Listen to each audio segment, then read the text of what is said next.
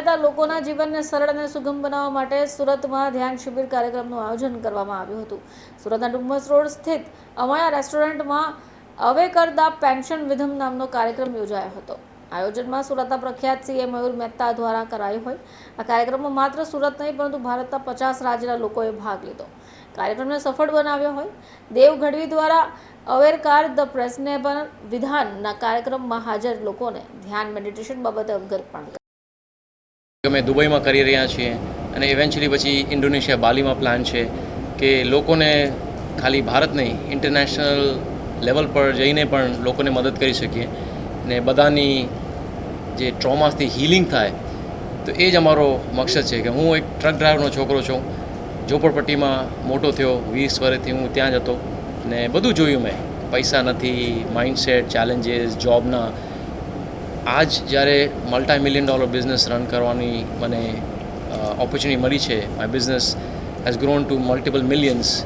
બે બુક લખી છે મેં, બેસ્ટ સેલિંગ બુક છે। તો જે મને જીવનમાં ફાયદા થયા છે મેન્ટલી, ફિઝિકલી, જે કમ્પ્લીટ ટ્રાન્સફોર્મેશન આવ્યું છે કે ઝોપડપટ્ટીથી તમે સપનોની જિંદગી કેવી જી શકો તમે, જે મને મળ્યો છે હું પ્રયત્ન કરું છું કે બધાને આ પહોંચી શકે। અને મયુરભાઈનો રિયલ એસ્ટેટ હબનો બહુ આભારી છું કે આ ઓપોર્ચ્યુનિટી મળી રહી છે કે અમે હજારો લોકો સુધી પહોંચી શકીએ છીએ। તો સાહેબ આજે સુરત સિવાય બીજી કઈ સિટીમાં લોકો અહીંયા જોડાયા હતા? ઘણા લોકો આવ્યા છે, કોચિંગથી આવ્યા છે, કેરલા, હૈદરાબાદથી આવ્યા છે, મુંબઈથી આવ્યા છે, અમુક અલગ અલગ ભાગ ઇન્ડિયા। મોર દેન 50%, 50%થી વધુ લોકો બહારથી આવ્યા છે સુરતમાં, કારણ કે આ જે ઇવેન્ટ થાય છે વન્સ એન 2-3 મહિનામાં એકવાર થાય છે। તો એ લોકોને ઓપોર્ચ્યુનિટી મિસ નથી કરવી। તો they keep coming from other places, અલગ અલગ જગ્યાથી તે અહીંયા આવે છે ને હિલિંગ કરવાની કોશિશ કરે છે। ખાસ એવું છે કે આપણી જો ટ્રેડિશનલ એજ્યુકેશન છે, ભણતર છે, એમાં બધું જે શીખવાડે છે એમાં રિલેશનશિપ વન લેસન્સ નથી શીખવાડતા કે રિલેશનશિપ આપણે કેવી રીતના સારા કરવાના। મેન્ટલ, ઇમોશનલ, ફિઝિકલ હેલ્થ માટે જે છે એ શીખવામાં નથી આવતો। જે વેલ્થ કેવી રીતે ક્રિએટ કરવાની એ નથી શીખવામાં આવતો। તો અહીંયા જે લોકો આવે તો એ બધું ફાઉન્ડેશન શીખીને જાય, હિલિંગ કરીને જાય। તો જ્યારે પાછા પોતાની જીવનમાં જાય છે, ઘણા લોકો પાછા આવે છે કહે છે કે યાર મારો જીવન બદલી ગયો, મારી જો આવક હતી ડબલ થઈ ગઈ। મારા રિલેશનશિપમાં એક અમારી સ્ટુડન્ટ છે કે 1 વર્ષનું મેં આ પ્રેક્ટિસ ફોલો કરીને મારે હસબન્ડને મારા વચમાં કોઈ જાતનો ઝઘડો ન થતો।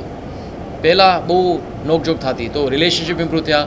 હેલ્થ, ઘણા લોકો કેટલો વજન ઘટાડ્યો છે, ફિટનેસ થઈ ગયા છે, મેન્ટલ, ઇમોશનલ, ઘણા જણા ઓથર બની ગયા છે આ વર્કશોપ અટેન્ડ કર્યા પછી। દેવ ગઢવી સાહેબ પહેલી વાર સુરતમાં આવ્યા છે અને અમારી કંપનીને આ તક મળી કે અમે એમનું આ ઇવેન્ટ અહીંયા ઓર્ગેનાઇઝ કરાવી શકીએ, એની માટે ખૂબ ખૂબ અમે અભિનંદન આપીએ છીએ દેવભાઈને। અહીંયા ગણતરીની સંખ્યામાં લોકો અમે એક્સપેક્ટ કર્યા હતા, એની સામે હન્ડ્રેડ્સ ઓફ લોકો અહીંયા આવ્યા છે। આ one of its kind event છે જેની અંદર આપણે જ્યારે નાનપણથી મોટા થતા હોઈએ છીએ તો આપણા લાઈફની અંદર ઘણા બધા એક્સપિરિયન્સીસ જતા હોય છે, જેના બેઝિસ પર આપણે રિજેક્ટ થતા જઈએ કે ટ્રોમાસ બિલ્ડ કરતા હોઈએ છીએ।